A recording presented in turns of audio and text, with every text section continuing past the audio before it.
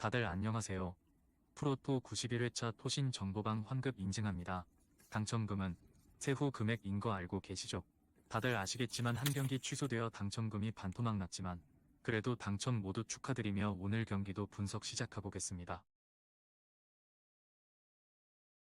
금일 첫 번째 경기 도르트문트 대 호펜하임 분석 시작해보겠습니다.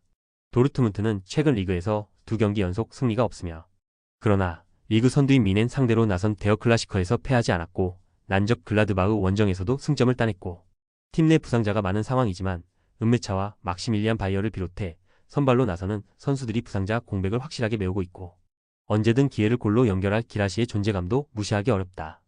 호펜하임은 최근 분위기가 좋지 않으며 지난 시즌 분데스리가에서 좋은 성적을 내며 유럽 대항전에 진출했는데 이번 시즌 리그 하위권에 머물러 있고 주중 경기에서도 홈의 이점을 살리지 못하며 슈테아우아가 비겼다.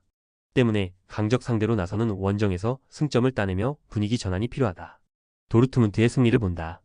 호펜하임은 라이프치히를 잡는 등 홈에서는 어느 정도 성적을 내고 있지만 원정에서 연속 무득점에 그치며 고전 중이다.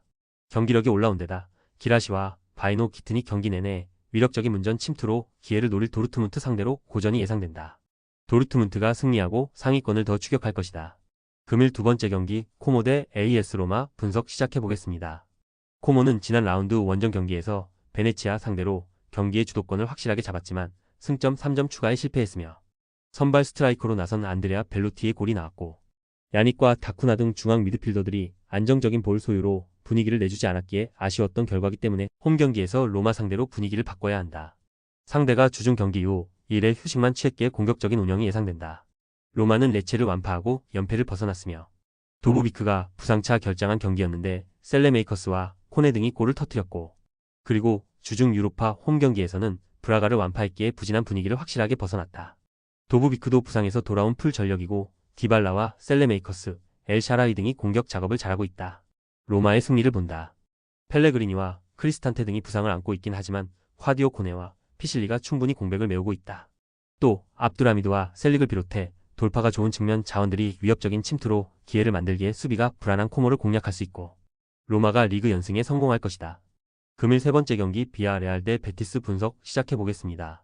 비아레알은 지난 라운드에서 빌바오에 패하며 리그 4위 자리를 내줬으며 지로나와 알라베스 등을 상대로 승점 추가를 잘하며 무패를 기록 중이었는데 상승세의 빌바오에 고전했고 그래도 비슷한 전력의 팀들이 유럽 대항전 일정으로 체력적 문제가 있는 것과 달리 리그에만 전념하기에 로테이션이 원활하며 스페인 국대 아요세 페레스가 공격진을 이끌고 있고 파레오와 코메사나의 중원 경기력도 안정적이다. 베티스는 금요일 새벽 원정 경기에서 터진 바칸부의 골로 승리하고 컨퍼런스 리그 순위 경쟁에 뛰어들었으며 기대에 못 미치는 부진한 성적이 이어지는 이번 시즌이었는데 반등의 신호탄을 쏘아 올렸다. 거기에 알티미라와 사발리, 곤살레스 등을 제외한 로테이션이었고 비토르 호케가 10분도 뛰지 않았기에 이 경기에 전력을 다할 수 있다. 비아레알의 승리를 본다. 베티스는 요렌테와 나탄 등 쉽게 무너지지 않을 수비 라인을 보유했다. 바르샤 상대로 지난 라운드에서 승점을 따내기도 했었으며 그러나 최근 원정에서 연속 멀티 실점을 하는 등 원정 경기력 기복이 있고 주중 해외 원정으로 지쳐있을 베티스 상대로 공격에 기여를 올릴 수 있고 페레스와 헤라르드 모레노가 문전 앞 기회를 해결할 비아레알이 승리할 것이다. 금일 네 번째 경기 레알 소시에다드 대 라스팔마스 분석 시작해보겠습니다.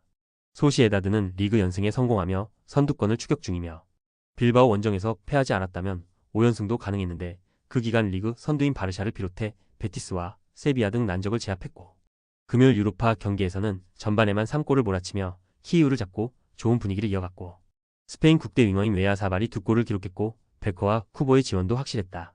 라스팔마스 역시 연승 중이다. 바르샤와 바야돌리드를 연파했는데 특히 원정에서 연승으로 분위기가 좋고 시즌 초반 강점인 측면 화력이 나오지 않으며 최하위까지 추락했었는데 확실하게 반등했다. 산드로 라미레스와 모레이로, 비티와 마빈 박 등이 경기 내내 상대 측면을 허물며 팀을 승리로 이끌었다. 소시에다드의 승리를 본다. 주중 경기를 소화했지만 완승을 따낸 데다 로테이션을 가동하며 나선 홈 경기였기에 피로도가 없을 것이다. 무뇨스와 아람부르 등이 상대의 측면 침투를 저지하며 쉽게 공간을 주지 않을 것이고 웨아 사발과 브라이스 멘데스가 공격을 이끌 소시에다드가 연승을 이어갈 것이다. 금일 다섯 번째 경기 라이프치히 대 프랑크푸르트 분석 시작해보겠습니다. 라이프치히는 지난 라운드에서 홀슈타인을 잡고 연패를 끊었으며 호펜하임과 볼프스 등에 연패하며 리그 2위 자리를 내줬는데 반등의 신호탄을 쏘아 올렸고 챔스에서는 빌라에 패했지만 이골을 터뜨리며 나아진 마무리를 보여주기도 했고, 이 경기는 홈이고 프랑크푸르트보다 이틀 더 휴식을 취했기에 활동량 위주로 경기를 운영하며 승리에 도전할 것이다.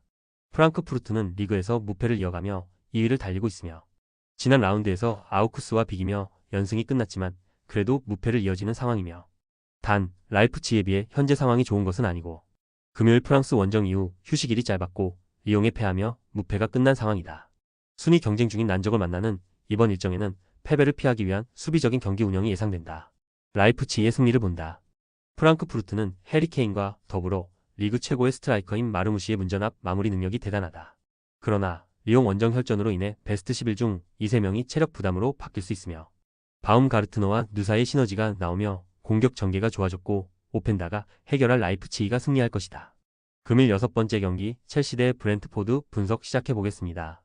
첼시는 최근 잉글랜드 팀 중 가장 페이스가 좋고 선두인 리버풀이 있긴 하지만 리그 4연승에 성공하며 격차를 좁혔고, 컨퍼런스 리그에서도 대회 시작 이후 줄곧 선두권을 유지 중이며, 듀스 버리올과 제이든 산초, 라비아와 무드리크 등이 벤치에 머물 정도로 선수단 구성에 강점이 있는데 그 점을 잘 활용하고 있고, 주중에 컨퍼런스 리그 원정 일정이 있긴 했지만 잭슨과 콜 팔머, 마두에케가 3톱으로 공격을 주도할 것이다. 브렌트포드는 상위권 팀과 비교해도 홈 경기력은 떨어지지 않는다.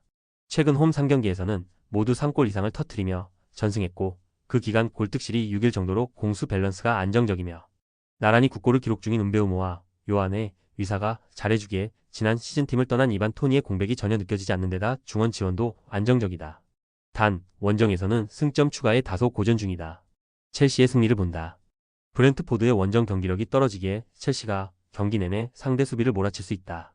멘탈 이슈가 있었지만 아내와 이혼 이후 첼시가 기대하던 경기력이 나오는 엔조를 중심으로 카이세도가 상대 중원을 압도할 것이고, 잭슨과 마두에케, 펠릭스가 해결할 첼시가 리그 연승을 이어갈 것이다.